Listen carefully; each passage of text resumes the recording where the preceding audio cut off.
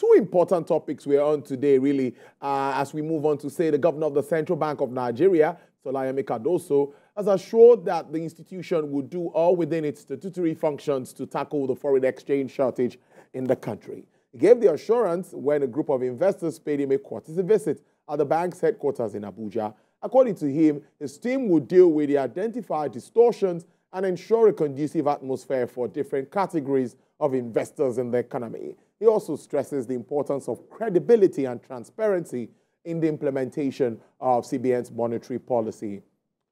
Well, let's understand the task ahead of Mr. Olayemi Cardoso and the Chief Investment Officer, AfriInvest West Africa, Mr. Robert Omotunde, is in the house after a while. Thank you so much. It's good to see you. Thank you. Yeah. My pleasure again to be here. Yes. Are we going to start with that big elephant in the room, FX market? I don't think there's any magic that can happen. For me, I don't know. But you should understand better. What really can be done to restore confidence in the foreign exchange market? Okay. Yes, a lot of Nigerians would have lost hope with the foreign exchange market. But even myself as an economist, I know that it will take a lot to restore that confidence in the market.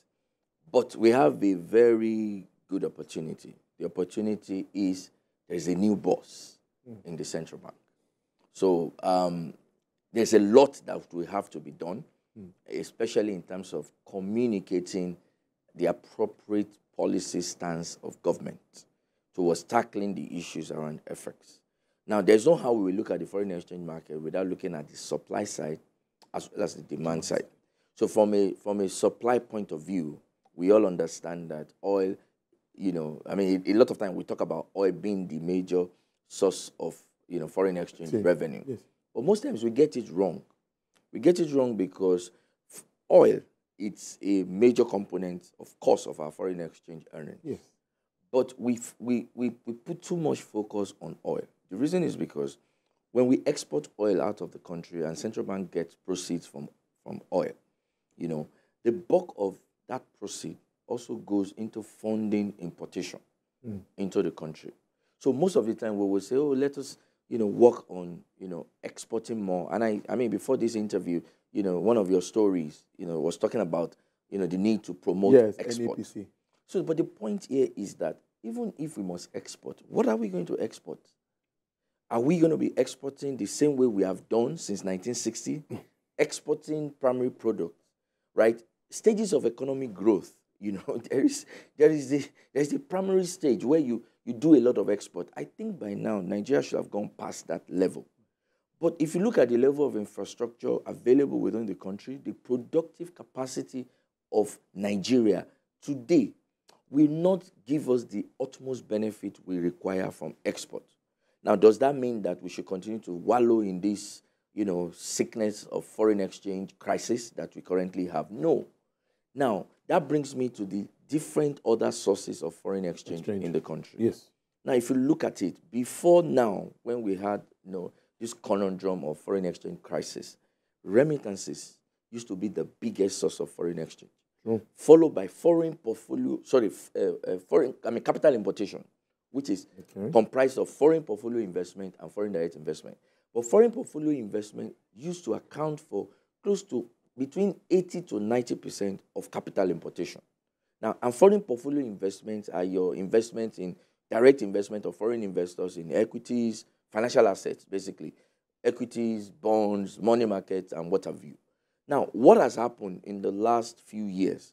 We have run a central bank that really did not care about the interest of the foreign investors in our country. True. We were behaving as though we had it all figured out, as though we can just print the US dollars and use it to solve our FX problem. Yeah. We don't have control to print that currency, but we were disregarding every market principle that could have helped us to solve those problems. So what is the way out? We have a golden opportunity, and I'm glad at the appointment of the new central bank governor and the commitment the governor made during the screening exercise, together with all the deputy governors that were screened alongside with him. Our golden opportunity is, first of all, I've talked about, I don't know if you can recollect, if you check my past interview on this station and several other stations, I've always talked about the need to align with market. Yes. Market is, I don't know why we fight market as a country. When we can get benefits there's enormous benefits we can derive from following market principles. Now, the pains that we are facing right now will be in vain if you don't do the right market, if you don't follow the right market order. Now, we all are going through pains right now. We have removed subsidy. Yeah. It's the right thing to do. Now, we are trying to move away from removing subsidy on foreign exchange as well. It's also the right thing to do. But if we don't address it the appropriate way, we may not get it right. So I thought when we shifted the currency to, and we adjusted at the official window, the central bank was ready to start, pumping supply. Exactly. Because if you don't have supply, you're going to create an issue where currently, of course, we're at 1,000. Yeah. Right? And we're not sure where it's going to stop. Because until you push in more flows into the market, you may not be able to guarantee the stability of the market. But how do you get more flow? So I imagine that perhaps we may not even have the true state of what the reserves is reading in terms of, the accretion of the reserves right now. There have been issues around that. And even the new governor may not know just yet. Because, he has just assumed office until he dissects the situation and sees the true position, before we can tell what exactly is our situation.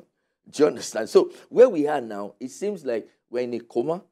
The doctor that will treat us, in the person of Dr. Olayemi Cardoso and his team, they are not sure yet what will get us out of that coma. Exactly. This particular drug or prescription. Exactly, that will get us out of that coma. So it's a dire situation, but it is not without solution.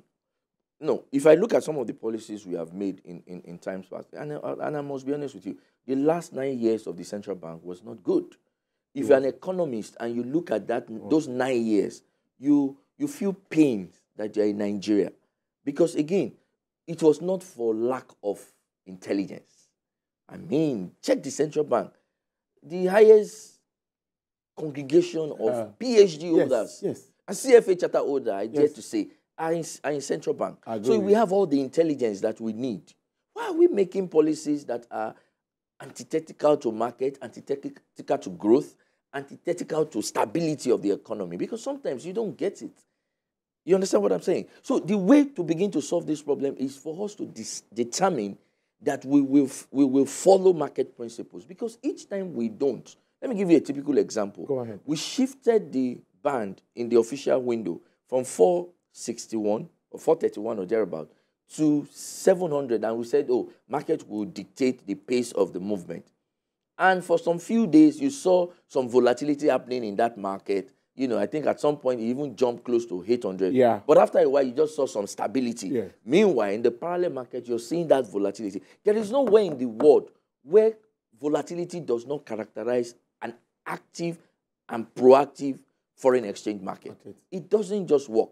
But the nature of that asset class, currency is an asset class. The nature of that asset class means volatility. Volatility must follow it. What we are determining now is within which band is this volatility moving. Not that you have a country where you have currency and it's just stable for a while. Now, the detrimental effect of what that did was that because there is already a contrived level of the currency in the market, meanwhile, the parallel market is moving. The spread that we're trying to run away, that we thought we had closed up with, has now expanded further again. So when foreign investors are looking at our country, they are looking at the parallel market, which is their darling. They see what is happening in that market. It tells them exactly where the market should be. And then they check the official window and they say, this country is not serious just yet. Yeah. Because don't forget, when they bring their currency, they are exchanging for the Naira. They exchange at 761 or 750, 761, that official window is saying. But maybe they want to get out 6 months down the line. And the parallel market today, the same day they are coming in, is already reading 1,000. So for them, it's already showing, it looks as though the parallel market rate shows them the forward rate of the exchange market. So when they see, they're like, why should I come in at this level when sometimes down the line, this is where the currency is going to be priced. So you have lost 20, 30% before you even made return on your investment. So that's not it seems like we're unattractive. It seems like we're a joke to most of them when they see us. So when we go to international events to sell Nigeria? These are some of the questions that foreign investors will be asking. And these are the things I expect that the new government, the new management of the central bank will begin to tackle. We need to get to the point, and this country was like that at a point, not far distance point. 2015, just before the last administration of the central bank, 2014, 2013, we had an economy that was properly functioning. Yes. Parallel market was there, the official exchange rate was there, and everything was moving on pari passu. We need to get back to that level. And the way to get there is to embrace the principles of the market. Sometimes people think that when we talk about market, we are talking about putting hardship in the, imposing more hardship in the lives of people. No, that's not what we're saying. It is when we fight the market that we actually impose more hardship. Because if we had done the right thing, I believe that 1,000 Naira is not the fair value of the Naira.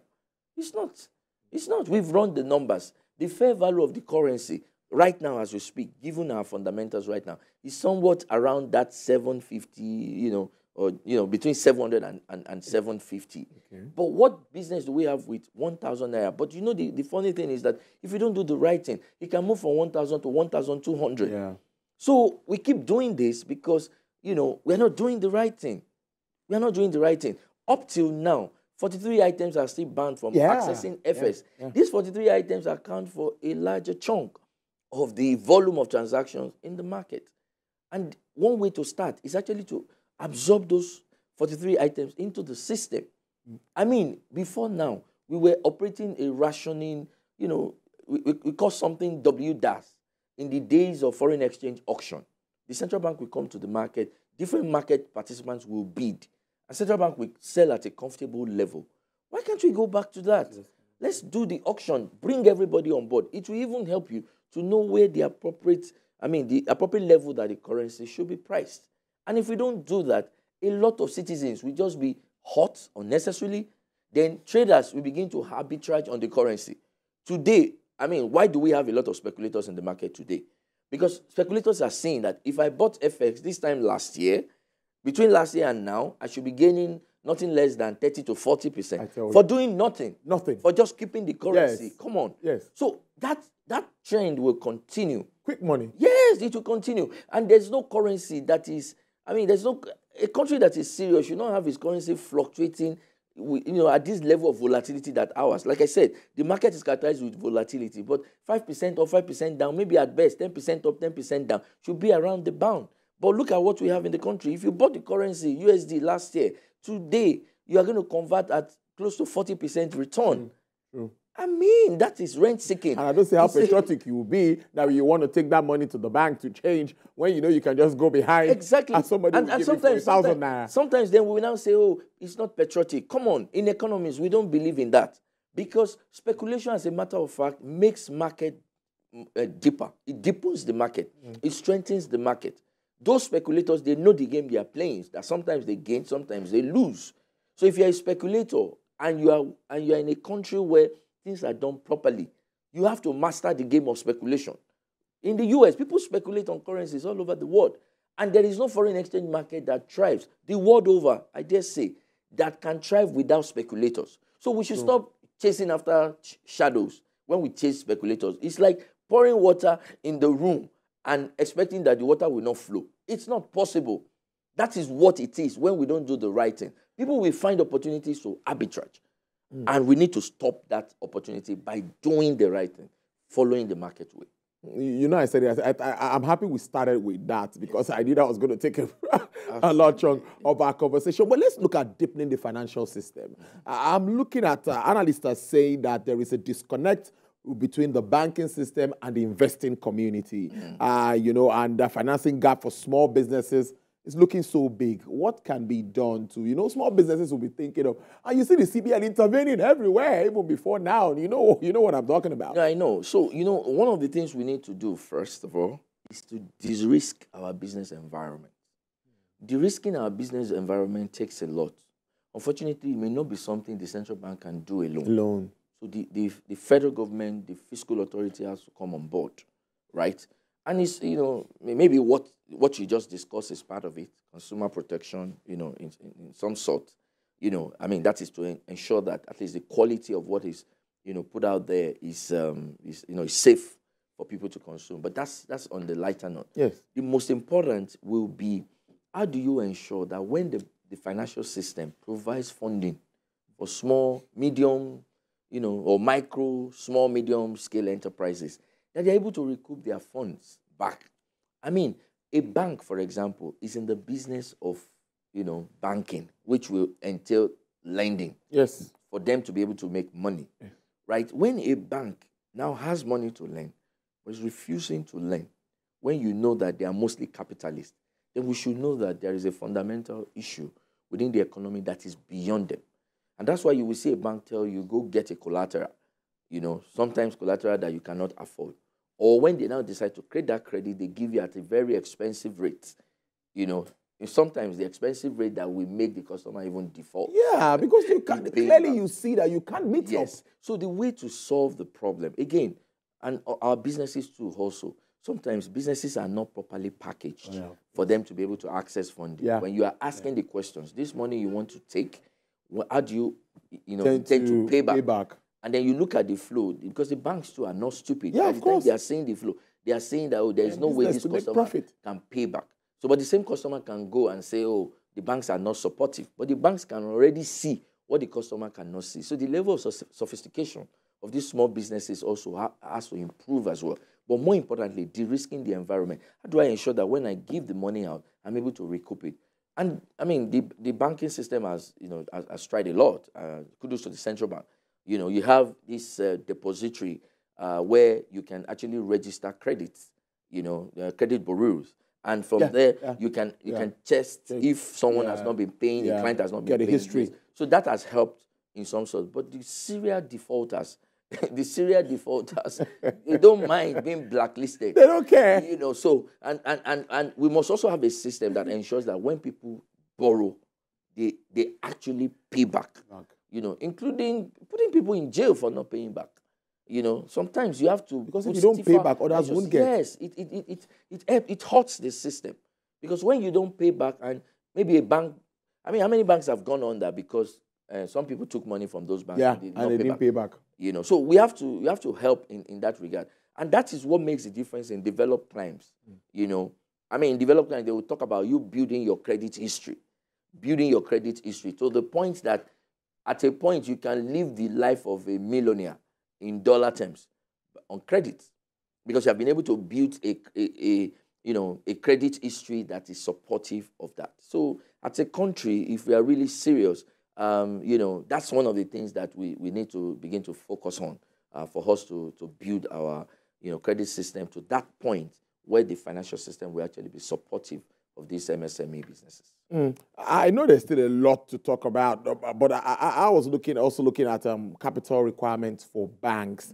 As some say, maybe there needs to be a review of that, considering what was then compared to the dollar rate and all of that. I don't know if you'd like to comment on that. Yes. And also, what sort of transition period are you seeing? If things are done right, like you said, when do you see us start to heave a sigh of relief?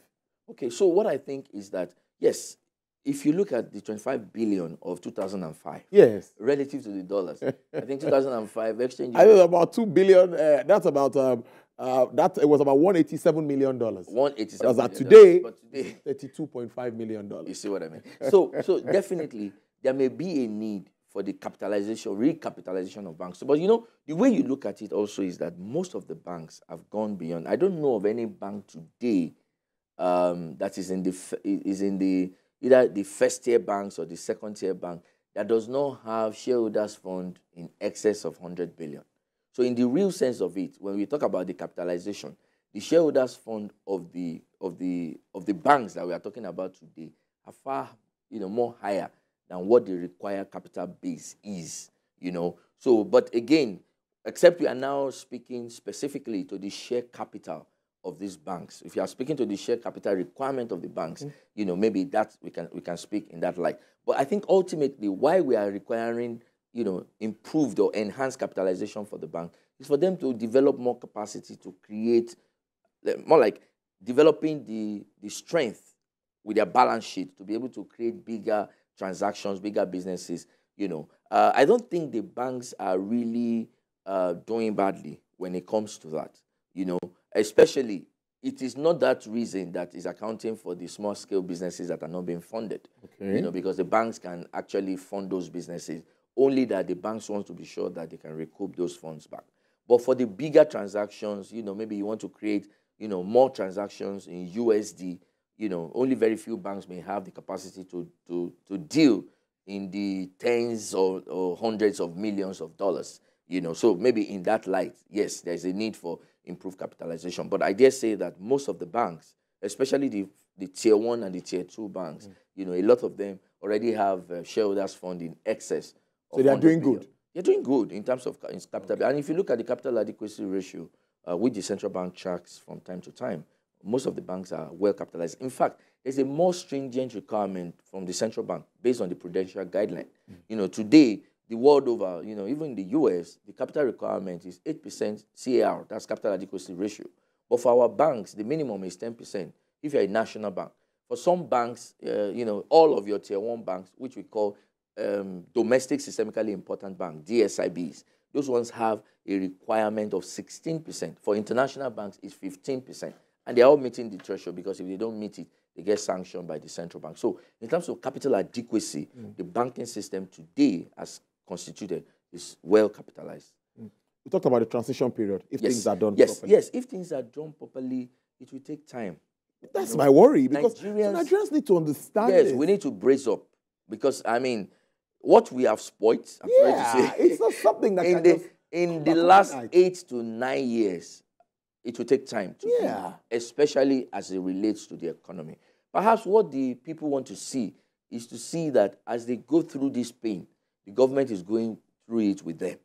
You know, once they can see that they have a government that is, you know, understands their pain and is going through it with them, you know, Nigerians are very enduring. But this is the time we need to start to put the right policies in place, especially for our exchange rate. Let's have one and for all solution to this problem. You know, let's stop fighting the market. That's the message. If we embrace market principles, and I trust Dr. Cardoso, you know, because he's been a market person himself. So he understands what to do, you know, and hopefully he has the courage to be able to do those things, because it's one thing to know what to do, it's another thing to have the courage to do it. I must thank you so much. Interesting conversation. I don't know, we spent about 20 minutes already and it's getting so. I've been speaking to Mr. Robert Omotunde. He's the Chief Investment Officer with AfriInvest West Africa. Thank you so much. Have a great weekend.